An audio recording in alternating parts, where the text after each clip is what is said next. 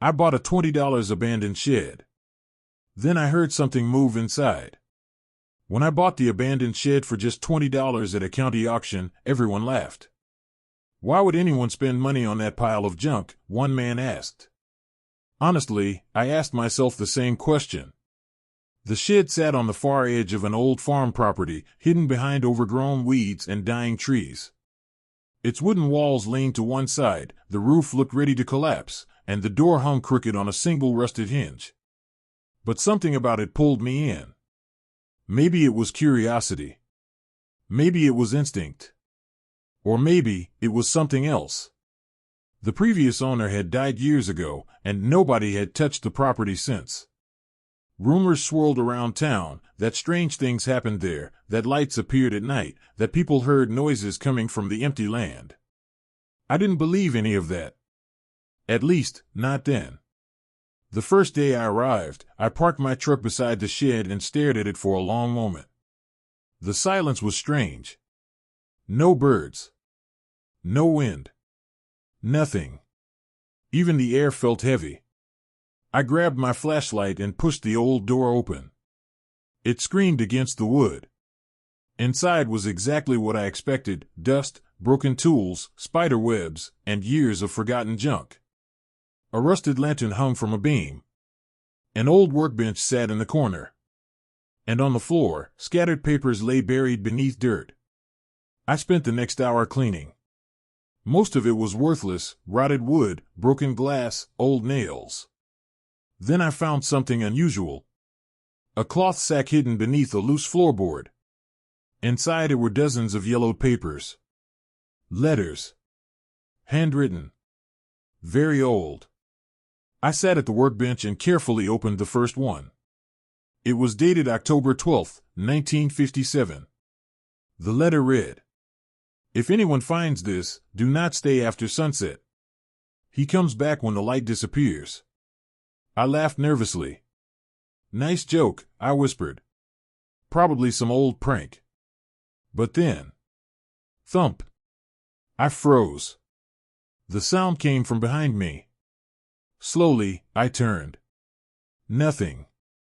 Just darkness. I told myself it was the wood settling. Old buildings make noises. Right? I kept reading. The second letter was stranger. "We locked him inside. We had no choice. If he gets out, burn everything." My heart beat faster. What the hell is this? Then, scratch, scratch, scratch. This time it came from beneath the floor. I stood so quickly the chair tipped over. Silence again. I shined my flashlight downward. Nothing. But then I noticed something I hadn't seen before. A metal ring embedded in the floorboards. A trapdoor. My hand shook as I pulled it. At first it wouldn't move. Then suddenly, crack.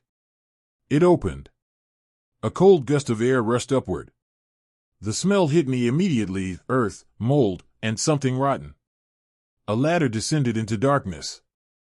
Every instinct told me to leave. Instead, I climbed down. At the bottom was a small underground room.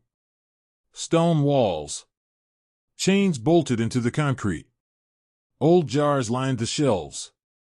And in the center, a wooden chair. Strapped to it were leather restraints. I backed away slowly. Then my flashlight landed on the wall. Words scratched deep into the stone. "He is not dead." My stomach dropped. That's when I heard it again. This time closer. Breathing. Someone, or something, was down there with me. I spun around. Nothing. But I wasn't alone. I could feel it.